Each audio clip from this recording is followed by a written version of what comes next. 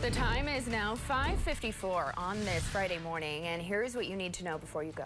As spring break gets underway in Wisconsin, state health leaders want to raise awareness about mental health among students. The Wisconsin Department of Health Services held a virtual meeting yesterday to provide information to caregivers, families, and those who work with young people to be aware of signs of self-harm. Health experts say self-harm among kids ages 10 to 19 typically increases following a return from school breaks or during transition periods.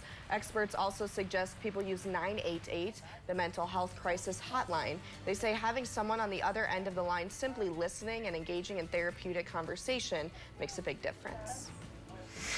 East High School administrators and police are reviewing school security protocols after an incident yesterday. The high school sent a letter to parents informing them about a security breach. They were working to learn how a student from a neighboring school district gained access into the high school to fight with a student.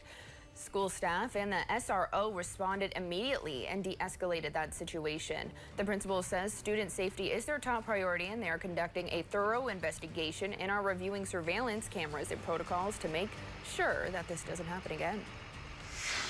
If you were near Cloquet High School during the lunch hour yesterday, you no doubt noticed quite the scene involving students and staff evacuating the building.